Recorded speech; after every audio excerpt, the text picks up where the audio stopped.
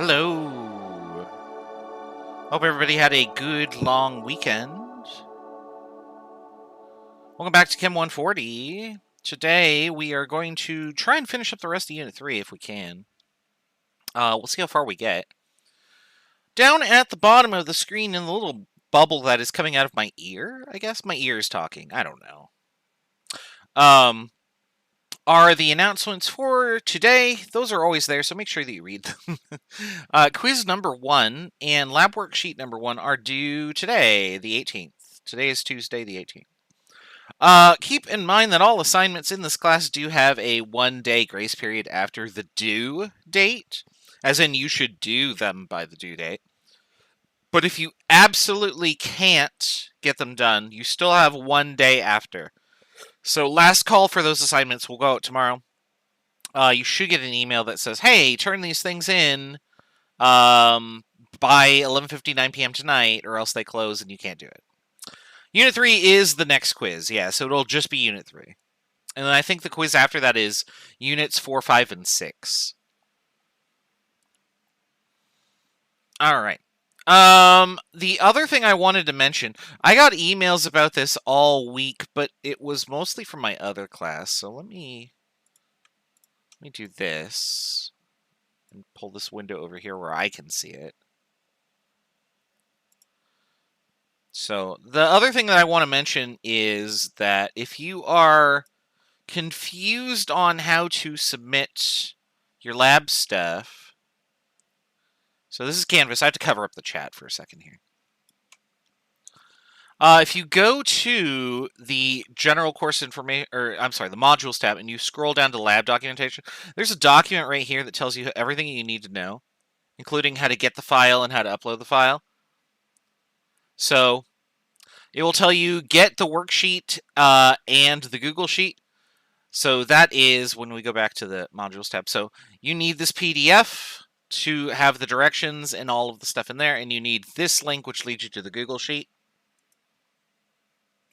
And once you have access or have downloaded both of those, then it shows you what you need to do to make your own copy. If you send me an email requesting share permission or editing privileges, I delete the email or reply back to you, hey, that doesn't work. Follow the directions on the documentation. The reason being, if I give you editing privileges, then you edit my master copy, and then anybody else who tries to download their own copy will get all of your answers. Obviously don't want that. So you have to make your own copy and save it to your own Google Drive and edit it there. And then when you're done with the document, what you need to do is you need to go to the File menu and download it as a Microsoft Excel .xlsx sheet. Okay? Do you need to include the instructions? No, just the Excel sheet. In fact, when you try to upload your assignment to Canvas, it will only allow you to upload an Excel sheet. And that's all I want. If you have any other file type, or you open it in any other program, or you save it in any other program, it doesn't work. So, download the file, don't open it, just upload it straight to Canvas, and it'll be fine. Canvas, also important, Canvas does not know how to read an Excel file, but it sure tries, and it's going to put something on the screen and say, hey, here's your file, what do you think? And it's going to look like total shit. And that's because Canvas, again, isn't an Excel program. It doesn't know what to do. So it tries its best to emulate it, and it does a bad job. But when I download it and open it in my Excel, it will work just fine. So as long as it looks correct on Google, and you followed all the directions, and you've constructed all of the tables, and everything is fine, it should be okay when I download it, and I should see everything that you see. There are some issues with graphs and stuff, and if you don't follow the directions pretty precisely, your graph may not appear, or it might not collect the correct data, or something like that. So that is 100% of the time user error. I have created the worksheets and then filled them out completely and downloaded them as a worksheet key, and so I know that this method works. So just be mindful of what you were typing into cells and how you were doing it, and then follow these directions to make sure that you are uploading it properly, and there won't be any compatibility issues. Let me see here. Hold on. Am I going over the worksheet in lab today? No. So the The worksheet is the assignment that is due, and then the quiz is also due. We're going to be continuing lecture content on Chapter 3. What if we download the sheet as an Excel sheet and resubmit it to Canvas? That's what you're supposed to do. Once you are done working on it in Google Sheets, download it as an XLSS file and upload it to Canvas. Do not try and do it in. Do not try and do the assignment in any other processor or Excel type processor. I've had bad luck with that in the past. If I get your file and I cannot open it for any reason, I send you an email and I say, hey, this didn't open. You need to send me a new one or get a 0. And the turnaround on that is very quick. So just be mindful of that. All right. So all right. Where we left off last week was looking at dimensional analysis and how units cancel out. What we're going to do today is we're going to start doing problems where the point is we set up our units so that they cancel one another out, leaving only the units that we want. Now, in this example, I canceled out liters. But you can cancel out any units that you want to as long as you have them on opposite sides of the division bar. So, like, if I wanted to turn feet into inches, I would just do something like this. If I could find the pen tool, there we go. So I would say, like, maybe 38 feet into inches. So I would put feet down here to cancel it out with this, and inches up here. And then, oh, well, there's 12 inches in a foot, and we just multiply them together. So that's the sort of strategy that we're going to be employing today as we go over these types of problems. So here's our first one. We're going to convert 1.52 meters into inches. And we're going to do this by clicking... Oop, what happened? Everything went away. There it is. We're going to do that by looking up relationships on Google or in your text if you bought the workbook. I have the workbook right here. Let me see what page the table is on.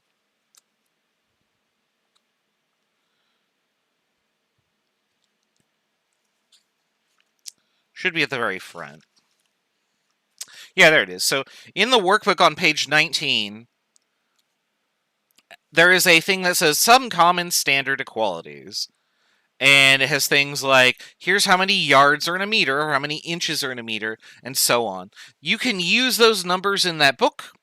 You may also look them up on Google. They are all the same numbers everywhere you look, so we're going to use that. Okay.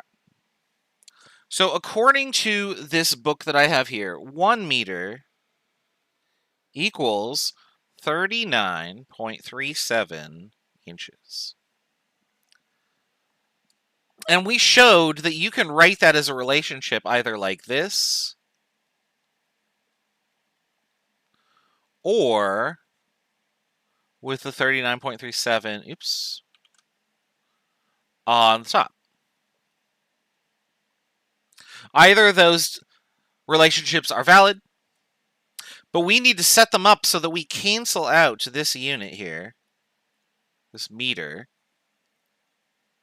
to get inches, which is the unit that we want. So which conversion do we want to put here? Well, we want to put the one where the meters shows up on the other side of the division bar.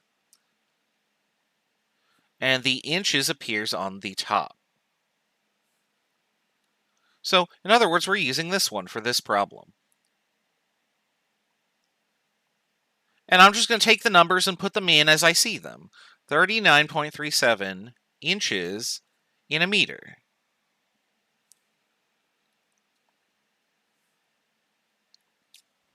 Then I punch it in the calculator.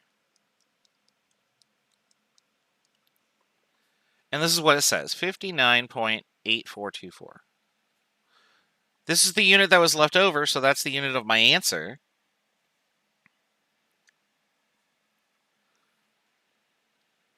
And then finally, I have to consider Sig Figs. So this number is 3 Sig Figs.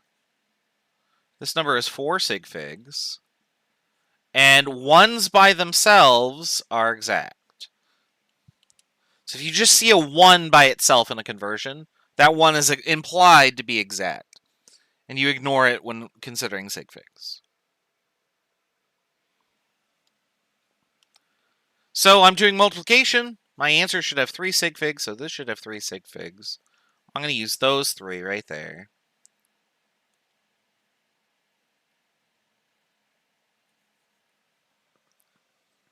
And this length is equal to 59.8 inches. Roughly the length of somebody who is 5 feet tall.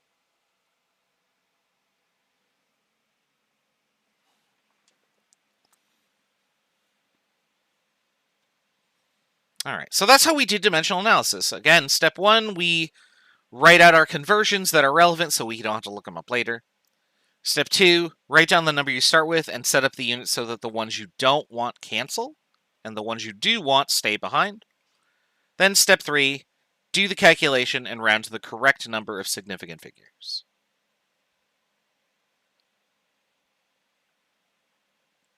All right, let's do a few more of these. Where'd my cursor go? There it is. Okay.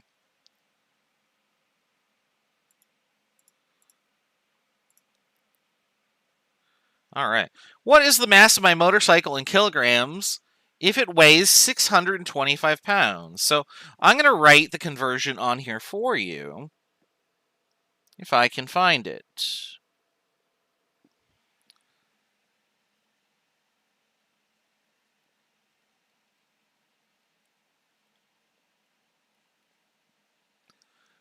In 1 kilogram, there are 2.205 pounds. So I'm going to let you try this real quick. And then I'll tell you the story about what actually happened to my motorcycle. It's not tragic. I mean, tragic in that I don't have a motorcycle anymore, but that's the only tragic part. So tell me that mass in kilograms in the chat once you've got the answer, and we'll go over the answer together in about 2 or 3 minutes. So see you then.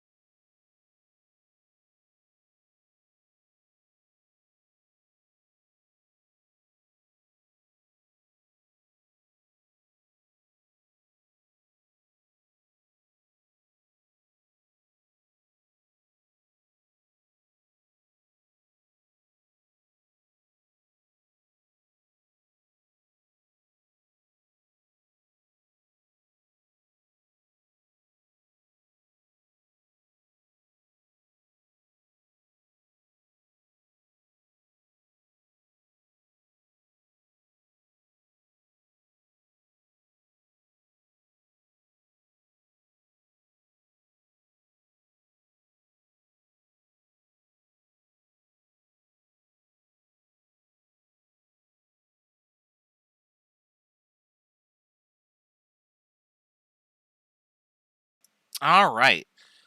Some answers are starting to come in, so let's go over the answers together. Oops, hold on.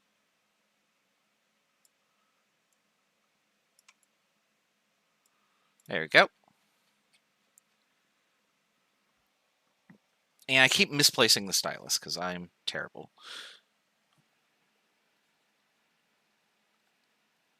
All right. I have that conversion on the top there. 1 kilogram equals 2.205 pounds. I can put either unit on the top or either unit on the bottom. But I want to get rid of pounds, so I'm going to set it up like this so they go away. I'll put the other unit on the other side.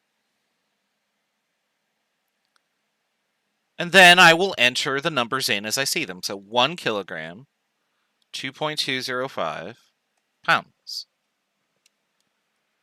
So 625 divided by 2.205 equals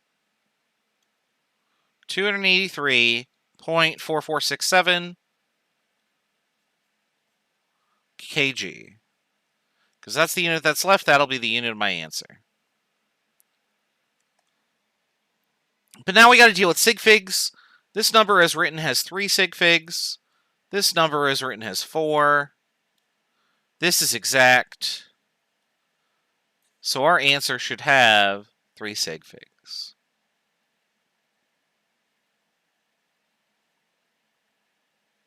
I wrote the wrong unit. kg. There we go. So that's the answer to this question. My motorcycle weighs 625 pounds or 283 kg. At least it did until I had to move. And I had to move to a place where there was no garage, and I didn't want my motorcycle to sit in the rain. And honestly, now that I have a Jeep Wrangler, I have not been riding my motorcycle much anyway. Mostly because I just drive to the store or go somewhere like that requires me to like bring things. And motorcycles are not great for buying groceries, you guys. I did that for 10 years. Do not recommend. It is so much nicer having a truck that like you can open the trunk and just put everything in there. Need more details on motorcycle. Harley Davidson 2006 Sportster. Don't have it anymore. It was definitely a starter bike, and I put 70,000 miles on it, so I got my money's worth out of it, which I think I paid 4,000 for it in 2009. I think was when I bought it. All right, so now that you get the gist of it, I'm going to give you these two problems here. So I have 145 kilogram orc, and I want you to tell me the mass in grams, milligrams, and pounds. You are perfectly allowed to use the answer from a previous question for the next question, or you could start wherever you want to. So if the answer to grams helps you in milligrams, which it will, you could do that. Or if starting again at 145 kg helps you, use that. Down at the bottom, my commuting distance when we used to drive to Everett Community College, according to Google Maps, is 16.1 miles. I want you to tell me how many furlongs that is, if a furlong is 1/8 of a mile. For what it's worth, this conversion as written is exact. Oops. Oh no. This is a thing that's happening. Come on, why won't you... for some reason, when I try and use the stylus to click on this button at the bottom, there's like a set of buttons down here. It doesn't work, so I have to use the mouse. So, both of these are exact, because a furlong is exactly 1/8 of a mile. And then I want you to convert my distance that I commute to work into centimeters. So I'm going to give you like about 5 or 6 minutes to do as many of these as you can. So we'll say 1, 2, 3, 4, 5. We'll number them for you. Type your answers in the chat. And we'll go over the stuff together in just a bit.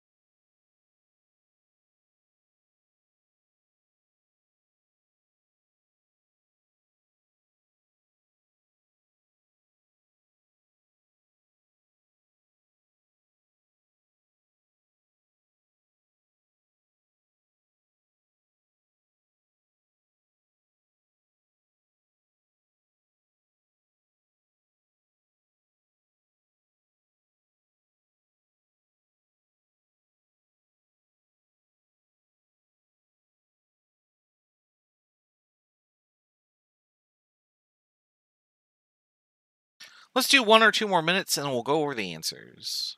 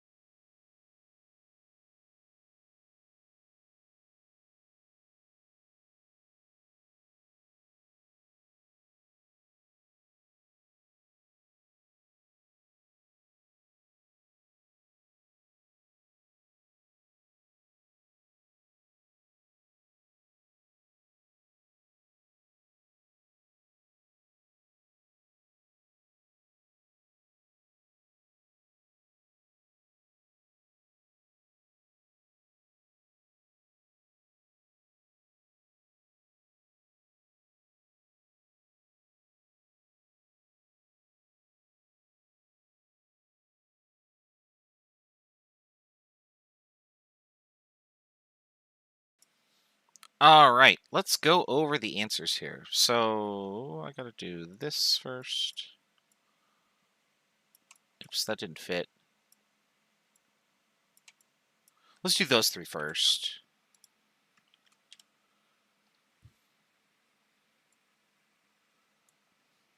And again, I misplaced the pen because that's what I do. I leave the pen in a new place on my desk every single time.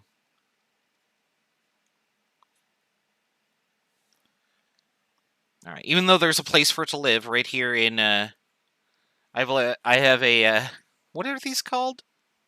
I have a Funko Pop statue of Roadhog from Overwatch, and he has his little claw or his little hook arm thing, and I just put the pen in that, and that's where it's supposed to live, and I never remember to put it there. So, all right, so we're gonna turn kilograms into grams.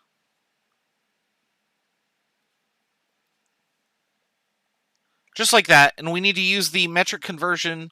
1 kilogram is 1,000 grams to do that.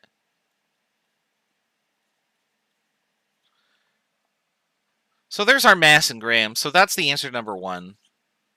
How many sig figs should it have? This number is 3. These are exact. So our answer should have 3, and it does, so this is good. Now, for the second problem, I could just take my answer and go straight to the next part. Grams into milligrams. And in 1 milligram, there are 10 to the minus 3 grams. I'm going to run out of space, so I got to put my answer down here. So this is now, let's see, this is 3, 4, 5. So this would be 1.45 times 10 to the 8 milligrams. You could write out all the zeros if you want. I'm just not going to. And again, 3 sig figs because our answer started with 3 sig figs. Finally, what is the weight in pounds? I don't have the page open, so let me get that open real quick. We'll start here. We'll just turn kilograms directly into pounds because there are 2.205 pounds per kilogram. According to the table in the textbook, I actually know the number after it, so I have 4 sig figs, but that's okay. If you use 2.21, that's okay. You'll get the same answer. And I got 319.725, but my answer should only have 3 sig figs, so I'm going to write down 320 dot pounds. Because 3 sig figs.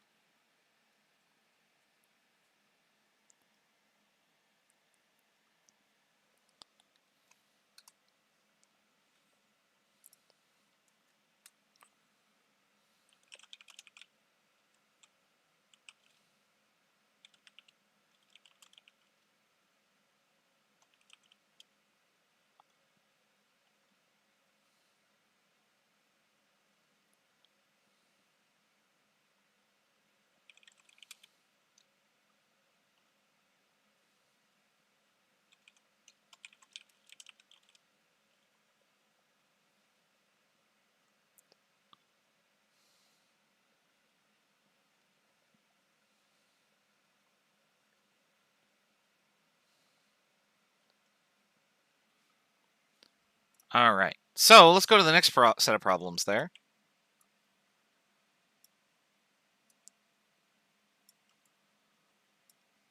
All right. I commute 16.1 miles.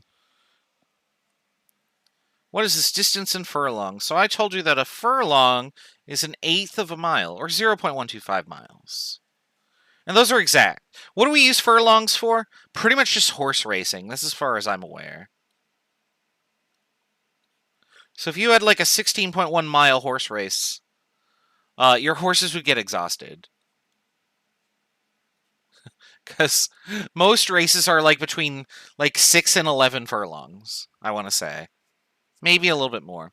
I should know this because my family they were into like jockeying and horse racing. Like, that's a weird thing, right? Like, congratulations, you are now 2 degrees of separation from professional horse racers. Because my family knows a ton of them. Let's see here. 1 furlong is an eighth of a mile, so we'll do that. I don't personally know them, though.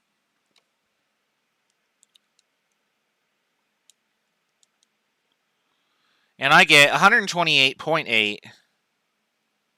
That's too many Sig Figs, though. So these were exact because I mentioned it before. Oops, there we go. But this only has 3 Sig Figs, so my answer should have 3 Sig Figs.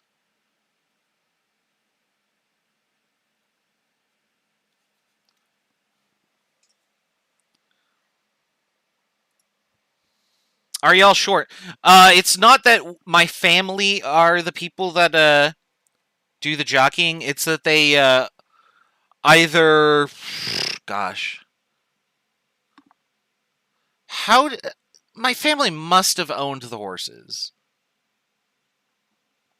My mother and father met in Canada at a racetrack, and I don't know who was involved in what, but I know that my mother loves horses, and that my grandmother must have owned horses and had them for races. There are pictures all over the house I grew up with in of like just people on horseback, or they did the racing where you're like in a little cart that follows behind the horse. I actually don't know what it is. I have not studied this like at all, and I'm not even sure why I'm talking about it other than like it just came to mind. I don't think I've ever shared this with another class before. That like, yeah, my family's big in horse racing. I absolutely am not. Like I have gone to what's the racetrack down by like Kent or Auburn? I want to say it's like Emerald Downs. I went once, and I enjoyed it, but I didn't win any money at the horse track. All right, for this next one, we need to devise some way to get from miles to centimeters. Yeah, Emerald Downs, that's where I went. And so there are multiple ways to do this, and here's the way that I'm going to recommend. You could go miles to feet to inches to centimeters. Any route that you take will work. And everybody probably did a different strategy to solve for this problem. And it totally doesn't matter which one you do, because if the units cancel out, then however you get there, you're going to get the same answer at the end. So let me look up the conversion for kilometers to miles. That's 1 mile is 1.609 kilometers, according to the workbook. And then we'll do kilometers to meters, and that's 1 times 10 to the 3 meters per kilometer. And then meters to centimeters, 1 centimeter is 10 to the minus 2 meters. So that's the only unit that's left, so that'll be the unit of my answer. And I should have 3 Sig Figs. This is 4, and then all the rest is exact. We'll punch in the calculator. 16.1, 1.609. It's not minus. Times 10 to the 3. Divide by 10 to the minus 2. And I got 2590490. So I'm going to round that to 3 sig figs and put 2.59 times, my dot's a little small there, 10 to the 36.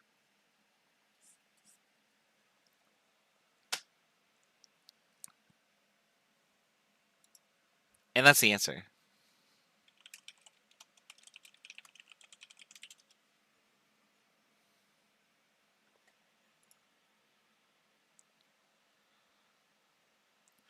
All right, so that's how we do basic conversion problems.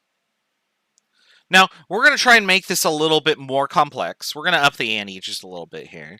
We're going to start giving you weird conversions and unusual conversions. So, for instance, let's suppose that I have this. A bullet moves 750 meters per second. What is the speed in miles per hour? So we're going to convert a speed from meters per second to miles per hour. So instead of one conversion here, we now have two.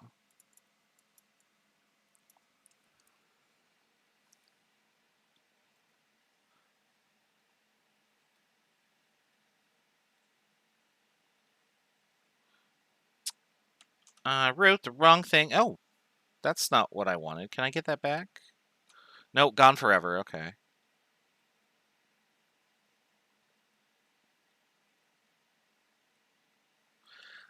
All right, I'm just writing that down. 750 meters per second. This statement is the same as me writing this, right? 750 meters per second, right? Which would be the same thing as me writing this.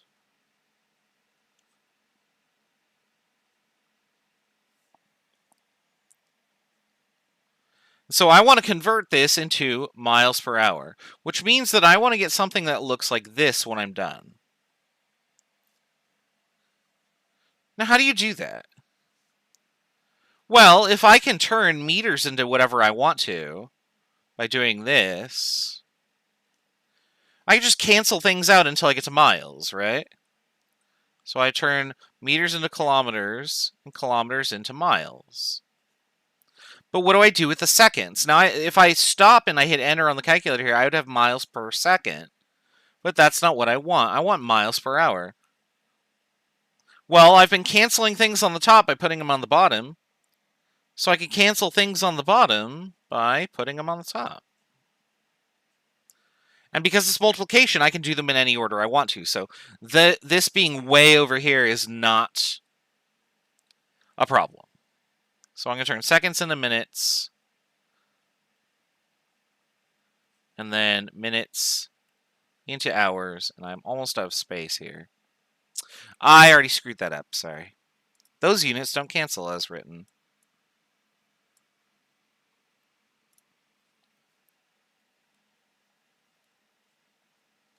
There we go, now they cancel. And because these are the only units that are left, they're going to be the units of my answer.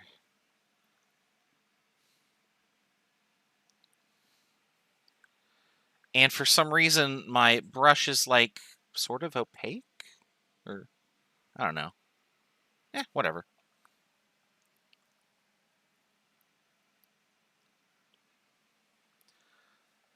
All right, so I've shown how the units work out. Now we just got to go in and fill the numbers in, right? So a kilometer is 1,000 meters.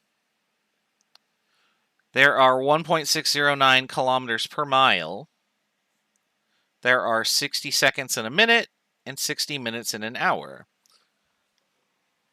So you'll see that I did all the units first, and then I went back and did the numbers.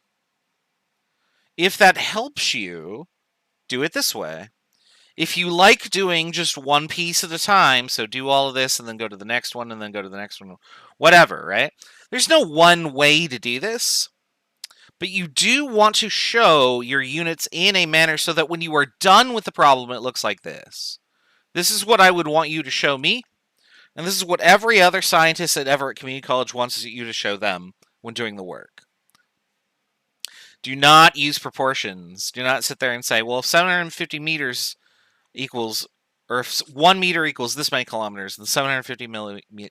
Don't do that. Do the dimensional analysis just like this so anybody else looking at it can follow your work. So I'm going to punch all that into the calculator. We're going to get an answer in miles per hour. 750 times 60 times 60 divided by 1,000 times 1.609 and a bunch of ones. And I got this.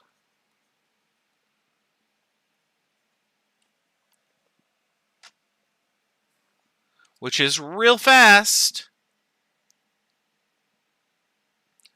All right, how many sig figs should I have? So we got exact, exact, exact, exact, 2, exact, exact, 4 sig figs, exact, and exact. So my answer should have 2 sig figs.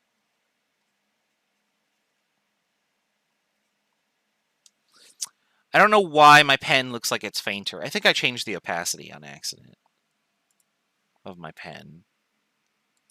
No, it says 100. I don't know. Whatever, it's legible.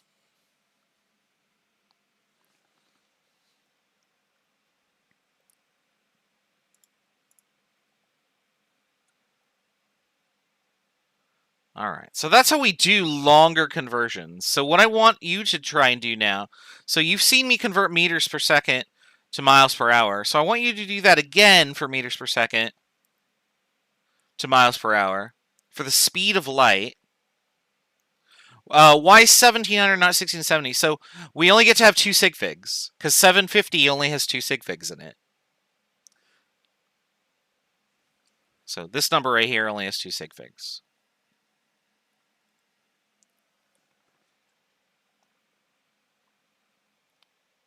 So I want you to do the same problem with the speed of light. The speed of light is 3 times 78 meters per second to 3 sig figs. This is not exact. I want you to tell me that speed in miles per hour, and then I want you to tell me that speed in furlongs per fortnight, where a furlong is 0.125 miles exactly, and a fortnight is 14 days. So how far would light travel in furlongs per fortnight? So do miles an hour first, do furlongs per fortnight next. We'll number them 1 and 2. I'll give you about 5 minutes to try these. Type your answers in the chat, and when we're done, we will... Well, actually, I'm going to give you like 5 minutes, then we're going to take a break, and then we will do the answer after that. So go ahead and do your 5 minutes now, and I'll let you know when we're going to start the break. So see you in a bit.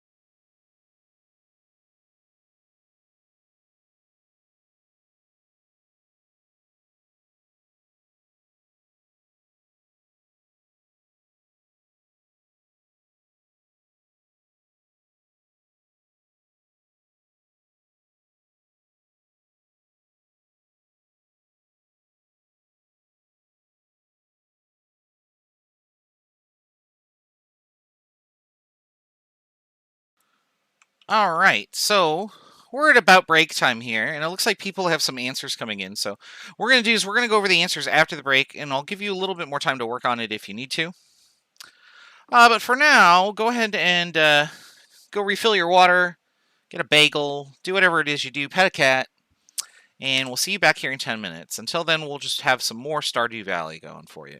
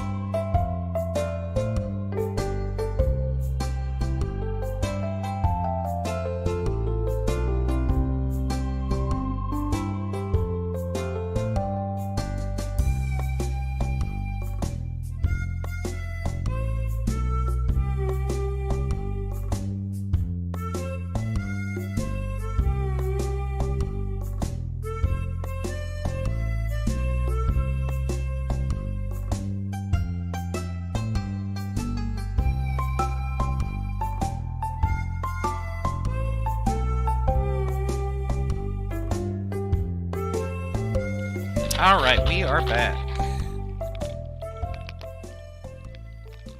Let me turn this down for you.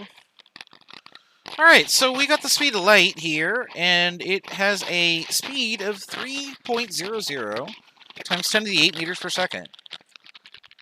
And I want to know what that speed is in miles per hour and furlongs per fortnight. This might... There we go, okay. I didn't know if that would load. I had to close Photoshop and open it again because I did something to it, I don't know. It wasn't letting me select a color. I think I was just being stupid, but it works now. Alright, so let's see here. So 3 times 10 to the 8 meters per second. And you could write the 1. It's per 1 second, right? But if you don't write this 1 down here, it doesn't really matter. And so I got to turn that into miles per hour. So we're going to turn meters into kilometers. There are loud scratching noises.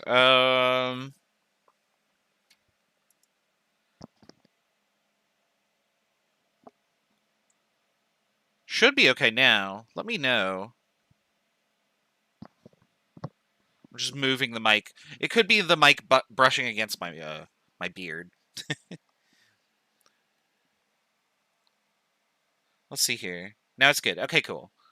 So we're going to turn kilometers into meters, just like we did before. Or I'm sorry, we're going to turn meters into kilometers, and then kilometers. They are gone now. Okay, great. Kilometers into miles. And let me check that conversion. Is that right? 1.609. Yeah, okay. So there's my miles, and now I got to get seconds into hours. So seconds into minutes. So those cancel.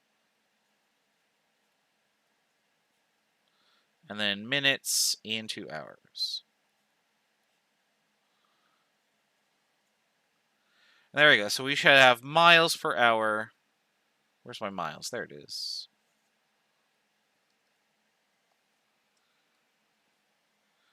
And when I punch all that in the calculator, I get 3 times 10 to the 8. 60, 1,000. Oops. 1.609. That's a number. Give it to me in scientific notation. There we go.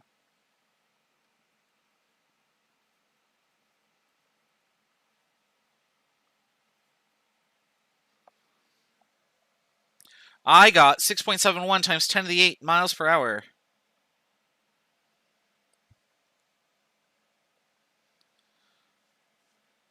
And we're going to use that for the next problem here.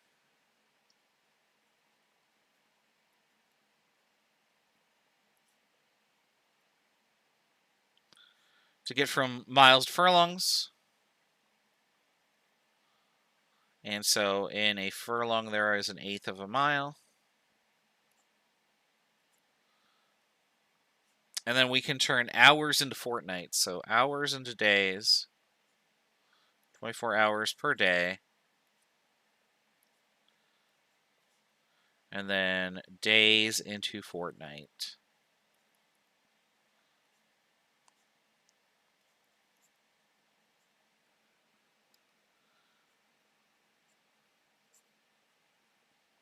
I don't know the abbreviation for fortnight, so I just do that.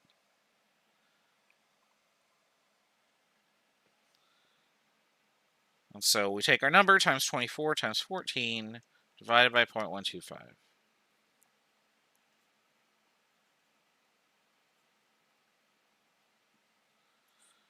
And there you go.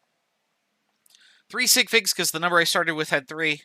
Everything else is either exact or has more.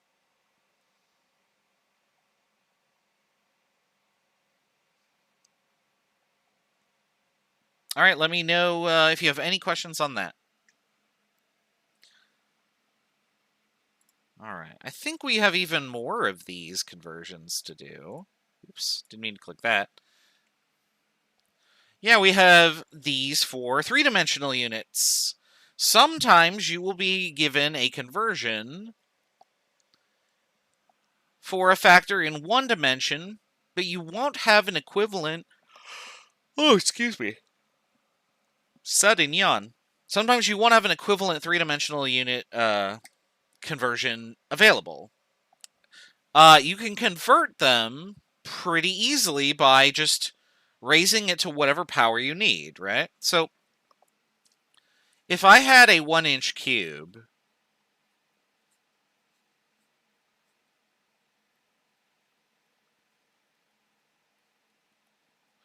then its volume would just be the length times the width times the height, right? I can't talk and write at the same time.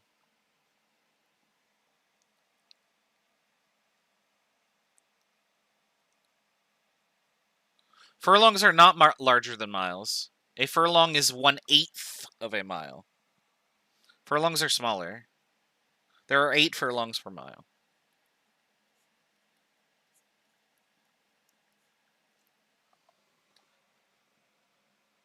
So we would all agree that this is the volume of this cube, right? And I get 1 times 1 times 1 inches cubed. I'm going to do the same cube. That's okay.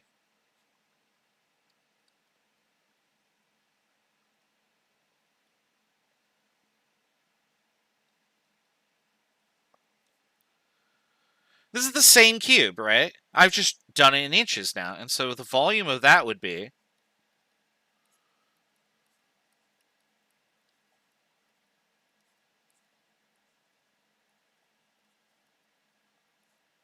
that should be a dot down there, and there's a times here.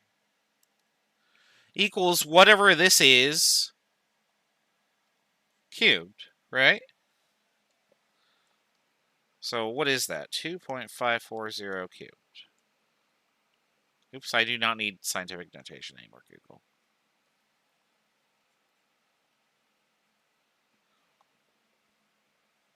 There you go. So how did I get these numbers? Well, this is 16.39 is just this number cubed, right? So what I'm basically doing is, well, if I want to go from the one-dimensional version to the three-dimensional version, all I have to do is cube all the numbers, right? So I'd go like this. Do. Cube, cube, cube, cube. We'll just cube everything. You could do that for the squared version. You could just square everything, right? Now you have to square the unit and the value. Otherwise, it doesn't work.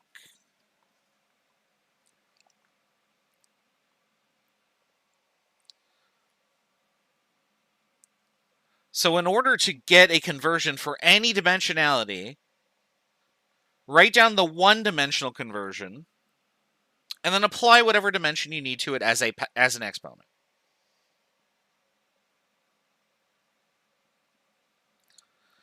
You could do this for area. You could do this for fourth dimensional units if you just wanted to, like, what the hell are inches to the fourth power? They don't exist in our brains or here. We don't deal with them. But I could write a problem and be like, how many, if I have 7 inches to the fourth power, how many miles to the fourth power do I have? And you could answer that. Like, physically it doesn't mean anything, but mathematically it does. So those are the types of problems that you might see with those types of conversions. So for this first problem here, I'm going to do this real quick, because just in case you've forgotten this conversion,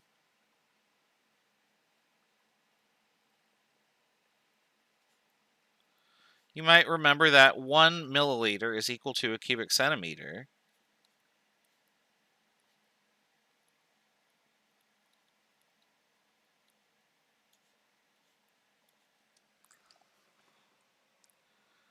But what is the volume of this in cubic inches? So I want you to create the conversion from cubic centimeters to cubic inches, and then determine the volume of a soda can in cubic inches. We'll go over the answer to that in about 2 or 3 minutes.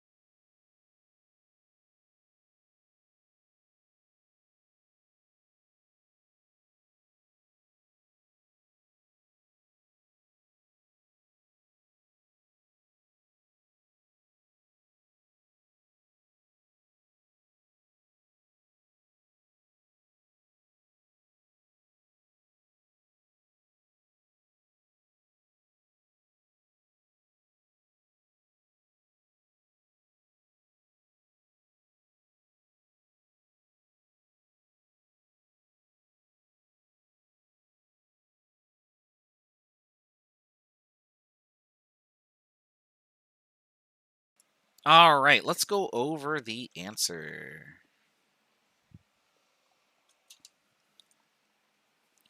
So for this one, oops.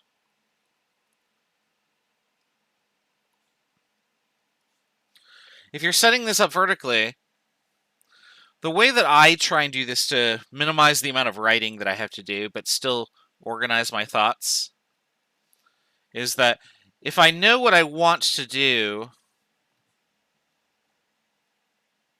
is to get centimeters cubed, for example, so these would cancel out because the cubed would come in and cube this.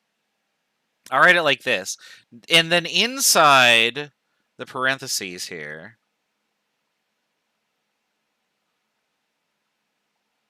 so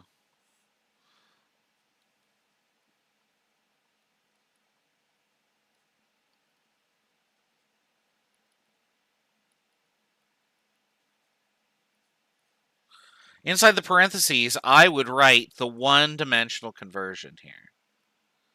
I'm trying to get the pen to work. Why isn't it working? Oh my goodness, I hate it.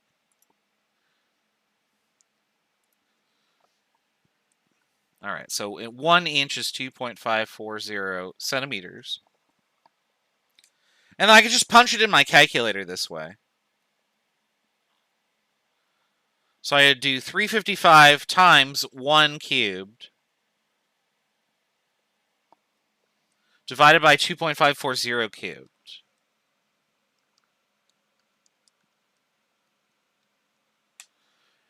And I got 21.7 cubic inches.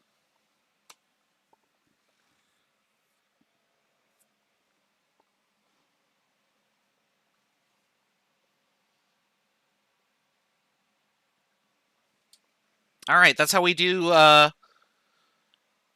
dimensional units, or higher dimensions of units. So just in case that ever comes up, like I say, oh, the area of the circle is this number.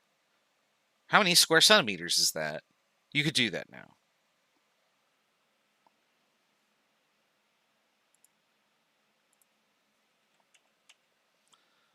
All right. I'm going to give you these problems here that use units that don't exist. This is how I prevent you from just going to Google and looking up the answers. I make up units, and you're going to have some problems on the quiz that involve fictitious units. Using the description on this page of this cup of tea and these conversions, I want you to tell me the volumes that I'm asking you for. So note that I have a volume unit and a cubic unit and a linear unit here. So I'm trying not to read the problem aloud because I want you to read it and develop your own comprehension. This is not easy to do just blind, but I do want you to give it an attempt. So for questions 1 and 2, I want you to give me the volume in the units that I'm asking for. So cubic blargs and cubic inches.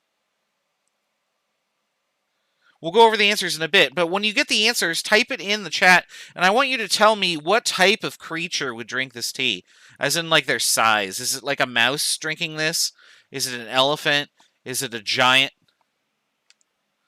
Just to try and approximate what the size of this volume is, okay? I'm going to give you about 5 or 6 minutes to try these.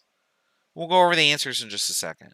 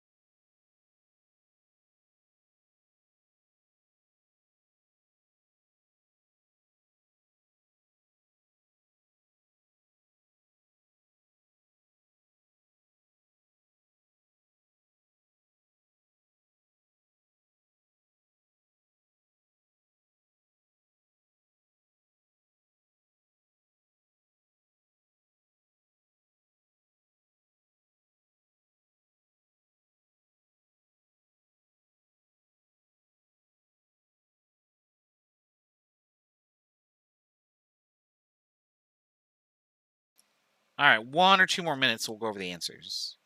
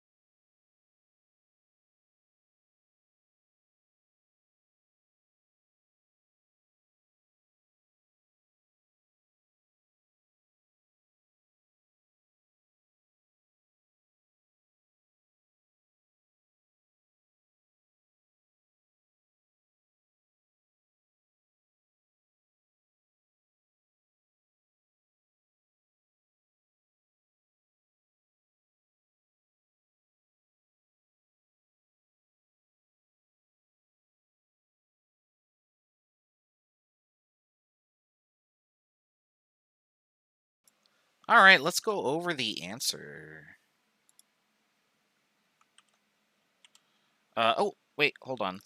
Just before I do that, I need to... There's a thing. I literally just saved it. Where did it go? There we go. Okay. So let me do that. And that. There we go.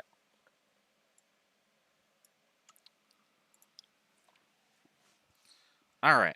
I have this fictitious unit called the Zorg, and the Zorg is intended to be a unit of volume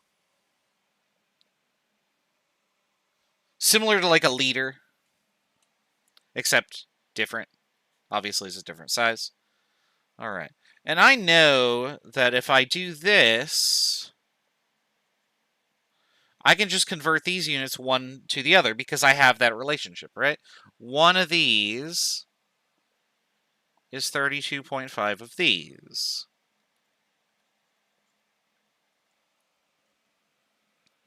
So 152 times 32.5 would give us cubic blargs, or a number of 4,940, which is 3 sig figs, and that's how many we get to keep anyway, so that's great.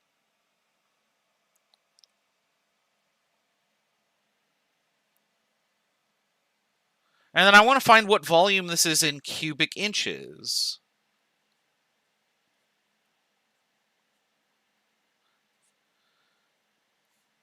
So that'd be something like this. Well, if I could turn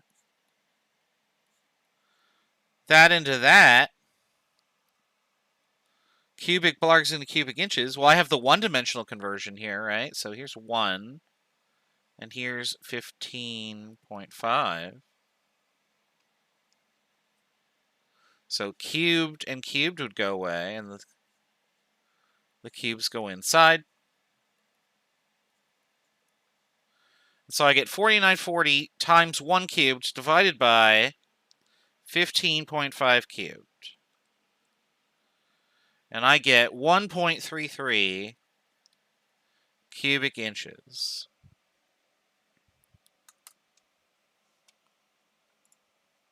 All right. And so we've got a bunch of answers here. So we've got hamster size proportions, ice cream sample size. The alien is probably the size of my hand. These are all excellent guesses. They are all wrong. The correct answer,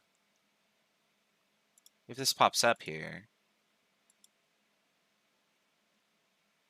and of course it didn't, and I don't know why.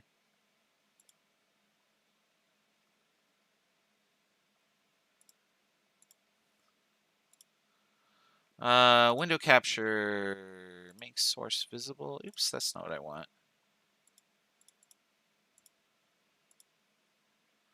Why isn't this working?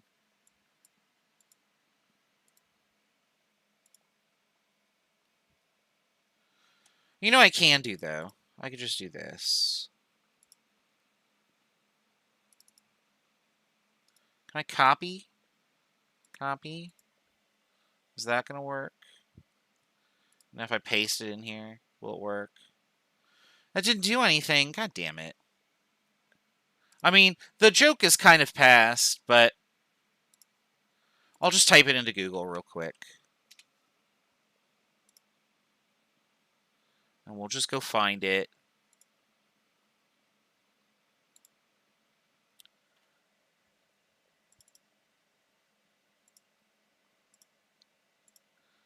There we go. There's Roadhog right there.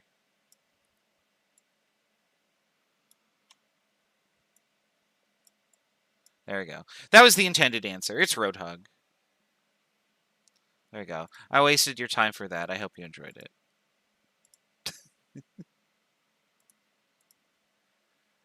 All right. So that's the type of problem that you might run into. Hint, hint, you will run into on the quiz, because I do have to ask you questions of that nature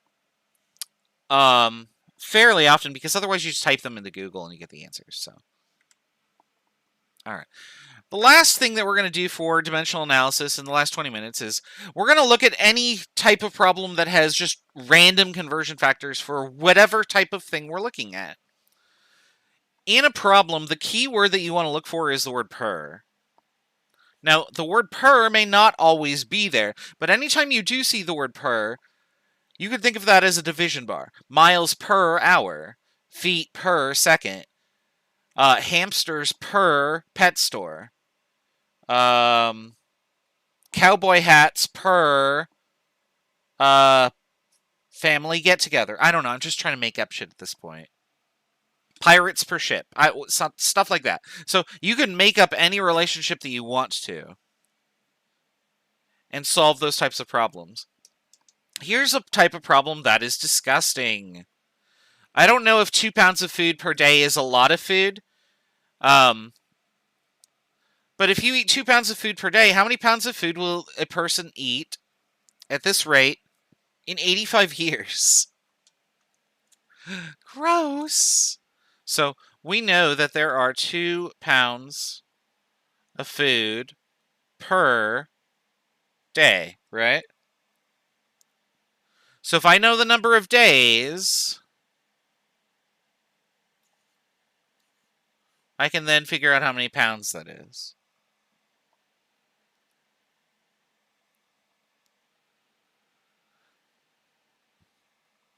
Yeah, that's if it's in 85 days. I'm talking about 85 years here. So 85 years.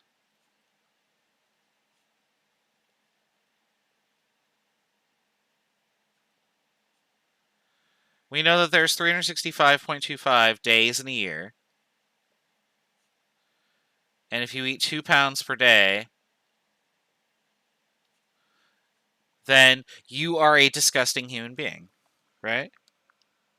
Because that's just going to give me a number that is, it's not just big, it's too big.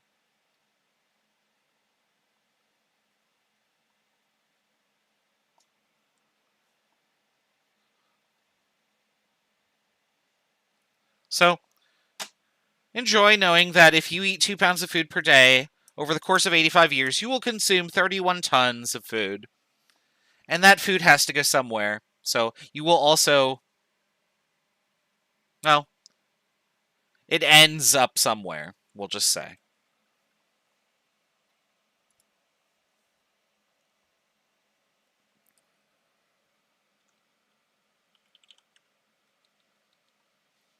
Moo.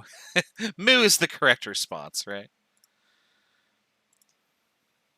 All right. Let's have you try this one. This is how much I'm paid. Or at least it wasn't a few years ago. I don't know if this is true anymore. I'm paid $82.50 an hour to lecture you. However, I am only paid for the hours that I am actually in front of you. Right?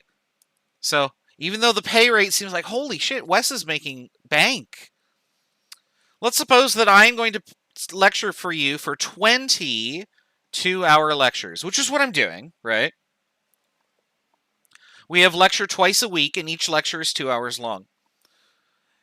With that information, how much money should be paid to me to lecture you for 22-hour lectures?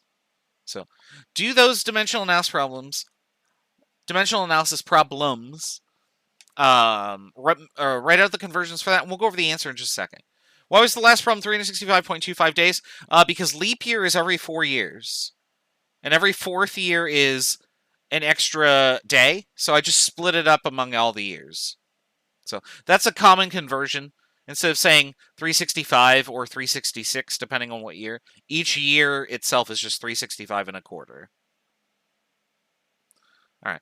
Go ahead and do this problem and see just how little I get paid. It sounds impressive. It's not.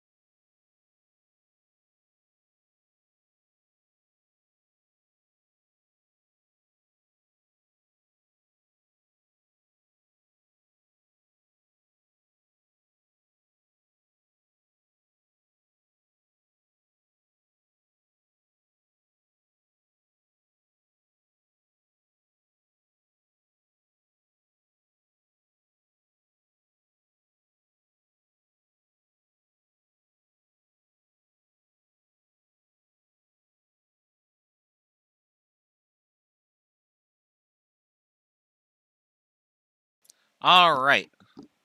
Let's go over the answer here. I'm out of space on this page, so I'm going to just do this.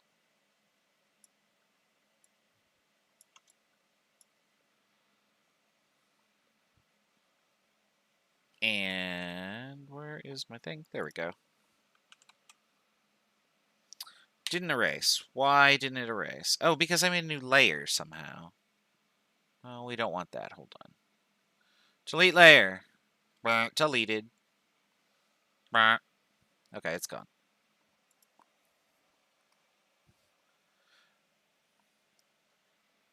I'm not being paid $3,300 a day. If I did, I would be much better off than I am. So we know the following conversions. This is the rate that I get per hour. I know that a lecture is 2 hours. And I teach 20 lectures.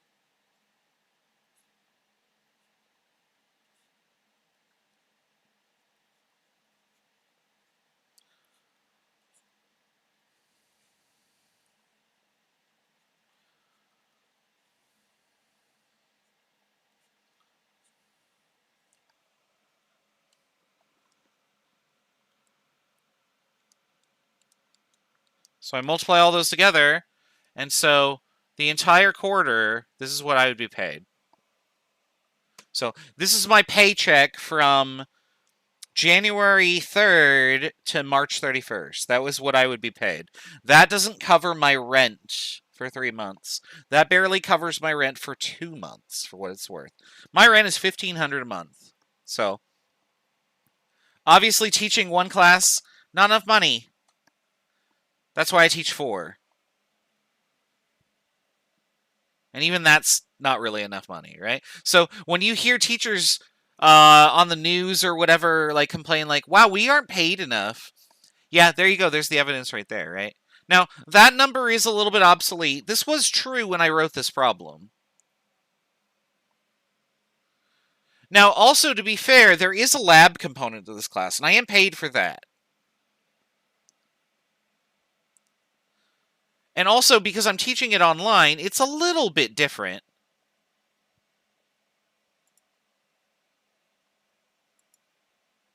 Shouldn't it have been raised because of the cost of living nowadays? You'd think so, right? But anyway, I'm not going to get into that. But this is why I say support faculty and people working at the college, because I don't do this job because I'm rolling in money, obviously. I get paid way more doing virtually anything else, but I do really like it, which is why I do it. So, all right. So, I'm going to give you some problems to try. Oops, I have 2 problems here. We only have 10 minutes left, so I'm going to give you 5 minutes to try these 2 problems. Here's the first problem. Aluminum, when I wrote this slide, cost $0.9317 per pound. What would it cost to buy 1 metric ton of aluminum? So 1.000 metric tons. A metric ton being exactly 1,000 kilograms. And then second, blood has about 1.52 grams of sodium per pint of blood. If a human has 10 pints of blood in them, how many pounds of sodium are in their blood? Do not make a GoFundMe page for me. I'm doing okay.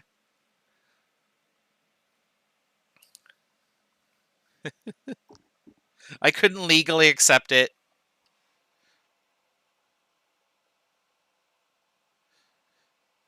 However, if you are that incentivized to make your concerns known, you can direct comments to the governor. I think would be probably appropriate to say like, hey, colleges and schools should be funded more so faculty can get paid more.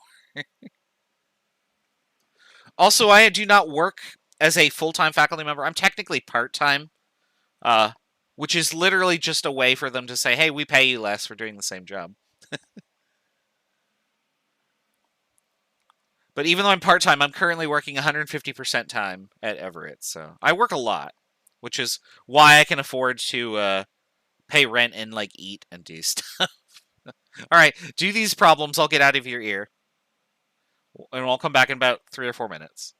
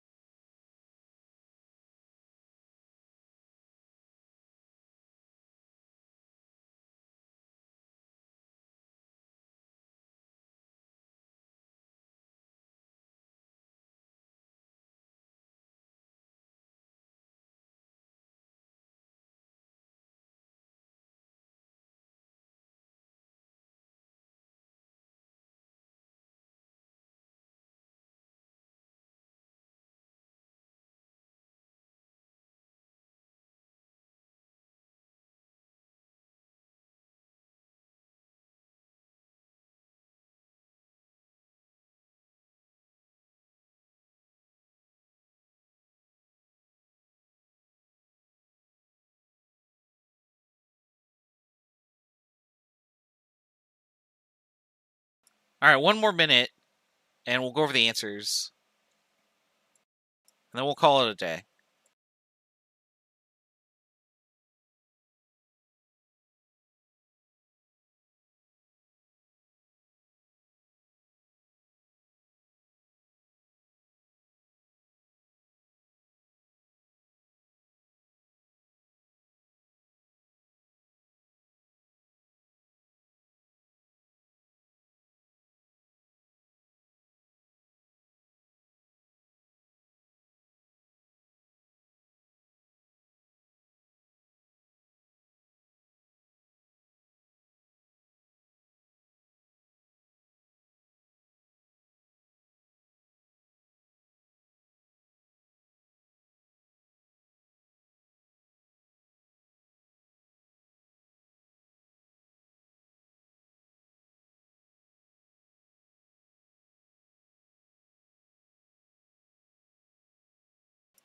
All right, let's solve these two problems, and then we'll call it a day.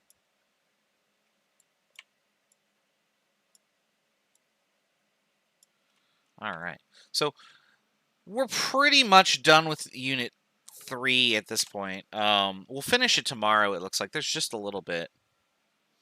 And then Unit 4 is Density, which is more or less just Advanced Unit 3. Oops, I didn't capture the entire problem because I don't know how much it costs. There you go. I don't know when I wrote this problem because I don't think aluminum's this cheap anymore.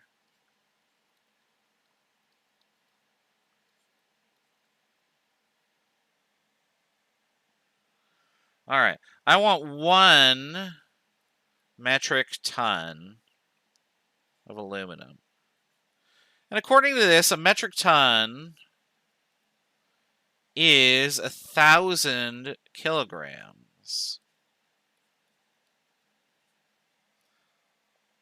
Okay, that's cool and all. And then I want to get kilograms to pounds. So 1 pound, oops, no, that's not right. 2.204, 1 kilogram. Actually, it's 2.205, I should say. Excuse me. And then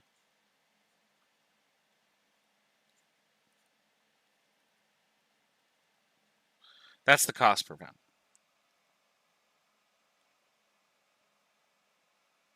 Oh, scrap aluminum will always be cheaper because there's like other stuff on it. So you aren't getting as much aluminum. All right, so I got 1 times 10 to the 3 times 2.205 times 0.9317. And the cost that I got was $2,054.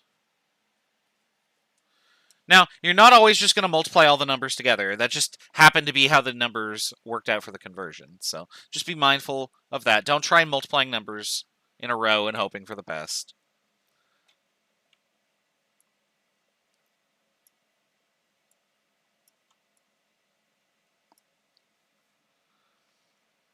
All right.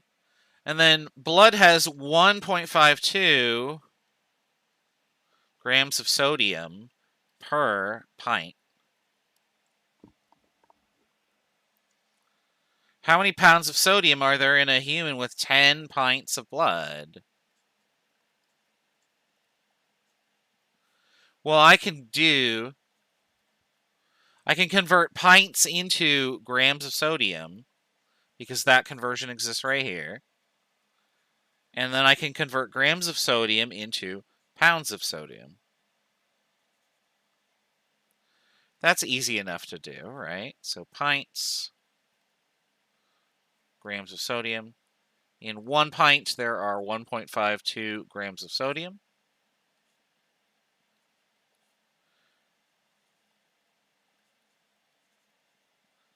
And then in a pound, there are 453.6 grams, according to Google.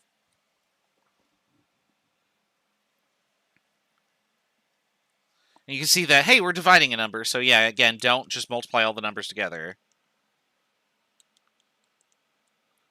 And I got, for 3 Sig Figs, 0.0335 pounds of sodium. So there's not that much sodium in your bloodstream. Not enough for you to eat.